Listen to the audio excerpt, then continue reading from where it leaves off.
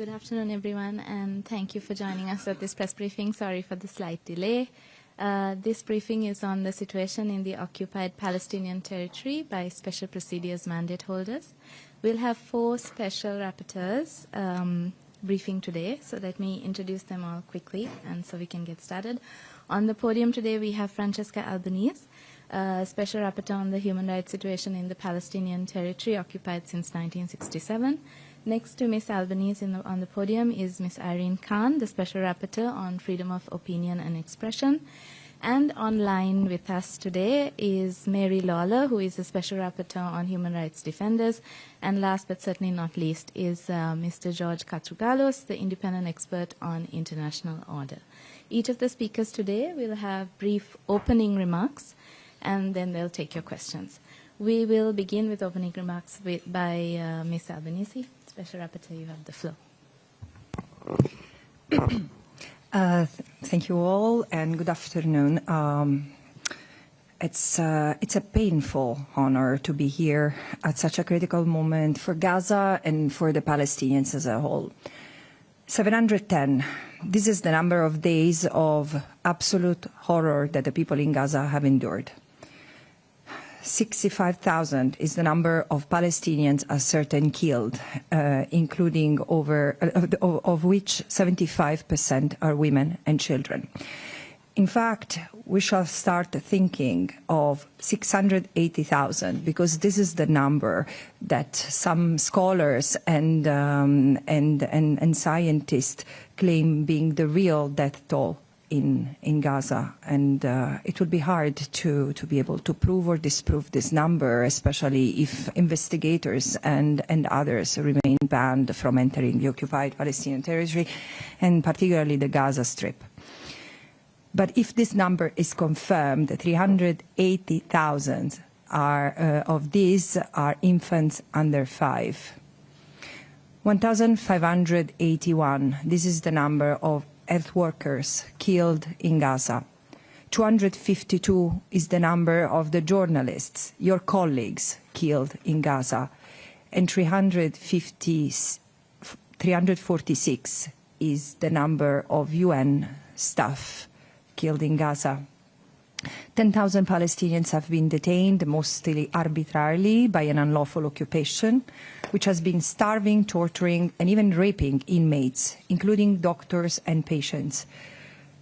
75 is the numbers of detainees who have been reported killed in Israeli custody just in the last 710 days. Images of scores of Palestinians taken from their homes, shackled and blindfolded in the middle of the night continues to reach us from the occupied Palestinian territory. Homes, shelters, hospitals, schools, mosques continue to be destroyed. Over 85% of Gaza lies in ruin. The ongoing assault to take the last remnant of Gaza, meaning Gaza City, will not only devastate the Palestinians, but endangers also the remaining Israeli hostages, putting their life in great danger. Meanwhile, the West Bank is not having a much better present. The situation is unraveling under intensified oppression. Over 1,000 Palestinians, including 212 children, have been killed in the last 710 days. 1,600 is the number of the raids, with a 22% increase compared to the previous years over Palestinian inhabited areas. And so the numbers of targeted killing is also going up, which is the most severe since the Second Intifada, with the full destruction of refugee camps, and 40,000 Palestinians have been forcibly displaced. In all this, our annexation continues unabated, with family entering multiple times of cycles of displacement, facing the expansion of settlements and outposts. No space is safe for Palestinians, but no space is safe for international law under this brutal occupation. And behind every statistic is a human life, a story cut short, a family broken. The trauma and grief will last generations. Meanwhile, far too many states continue to look away, normalize the suffering, and they even profit from it. Arms, trade, and diplomatic engagement with Israel continue unabated. And this is not just morally wrong, this is unlawful. As I argued in my last report to the Human Rights Council, this genocide has become profitable, unfortunately, not just for some corrupt private entities. And this is not only Israel's crimes, this is a world's crime sustained by silence, complicity, and the supply of funds, weapons, and political cover. History will remember, because it's not that this is the first genocide that is been known. No, the Holocaust, the genocide in Bosnia, the genocide in Rwanda were also known to the people of the time. But this genocide happened because the world didn't care enough to stop them, like today, or not. But today's genocide has something different. It's openly incited, cynically denied, and relentlessly supported, armed, and weaponized, while those who oppose it are silenced, beaten, criminalized, and smeared. This is why I say this is the shame of our time, and the collapse of the international legal order lays in this moment, not only for the Palestinians, but for all of us. So I asked prime ministers, presidents, foreign ministers, so-called world leaders, how do you sleep? When will you act, truly act beyond the words?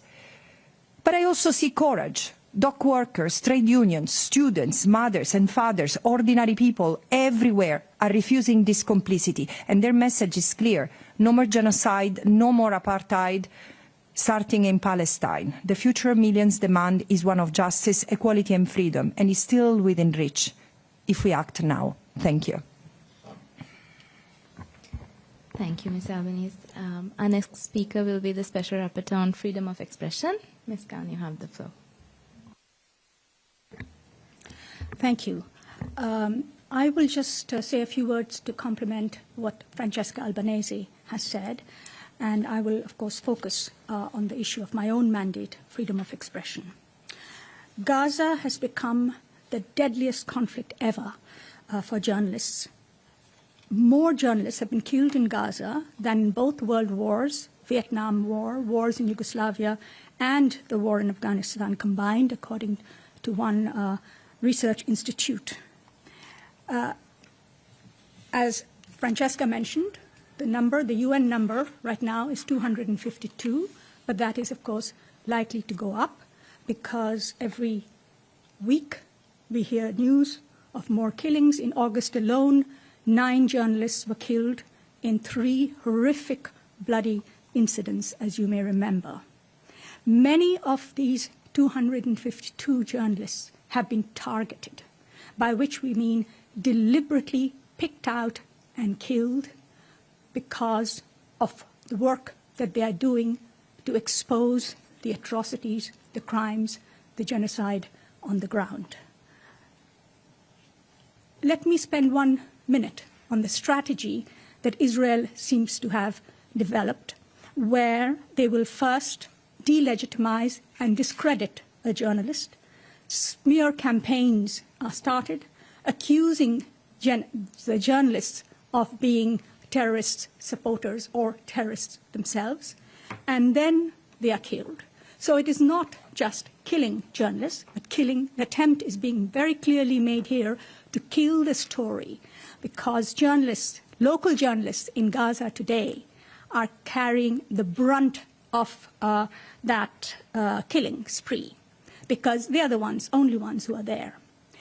Gaza, what is happening in Gaza is extremely unusual in that I cannot recall another situation where a member state of the United Nations has denied access to independent international media for a conflict, for atrocities, for the unfolding of genocide, and now genocide actually happening over almost 3 years at this stage. We have not seen in any other country a situation like that happening, where international media are being denied independent access. The burden then falls on the local journalists who are being picked out, as I mentioned, and killed, labeled as terrorists and killed. Journalism is not terrorism. Journalism is not a crime. journalists are civilians under international humanitarian law and therefore protected like other civilians. However, journalists, because of the nature of their war, have to go where the fighting is. They cannot flee away from the fighting, and they are being then deliberately picked out and killed. International media have been denied access.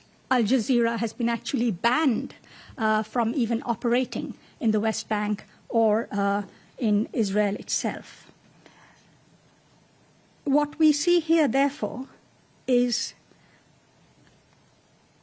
as Francesca Albanese, as you know, has written about the anatomy of genocide and the economy of genocide, and I would say that the story of the way in which journalists are being killed, silenced, killing journalists, murdered, in fact, is the cover-up of genocide, because these local journalists are the main source for news right now from the ground up. And if they can be stopped, if the information that is leaking out to the world can be stopped somehow, the Israeli Defense Forces believe that they can continue to do what they are doing with impunity. And that actually is the critical word here, impunity. Israel has never been held accountable. Israel has never allowed independent investigation of a single killing of a journalist ever in the Palestinian occupied territories.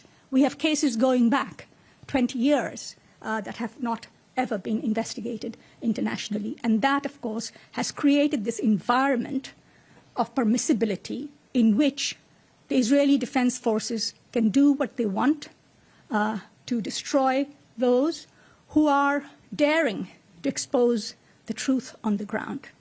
And that, to me, is a big tragedy, certainly for the journalists themselves, certainly for the genocide in Gaza, but I think for media freedom around the world. A terrible precedent here is being made, and those countries that champion media freedom, those who speak about independent media, I hold them responsible at this stage.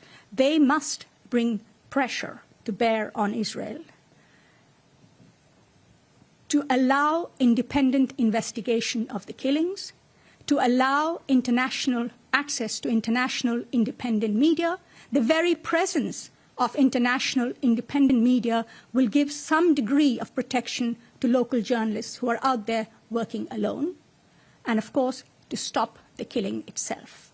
Without journalists, we know that this story will never be complete. The information will be very difficult to get. Already, local journalists are suffering the same conditions like the rest of the population, looking for food, water, shelter.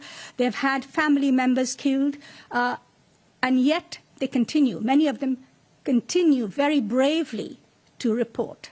But how long can that can go on happening? In fact, in my last press release, the title was "States Must Stop Israel Before All Journalists in Gaza Are Silenced." And that is what I fear. I hope very much that you will speak up for those in your own community, journalists in your own professional community. Speak up loud and clear that this must come to an end and Israel must be held accountable. Thank you. Thank you, Ms. Khan. Moving to our speakers online, we'll now hear from Mary Lawler, the Special Rapporteur on Human Rights Defenders. Ms. Lawler, please go ahead.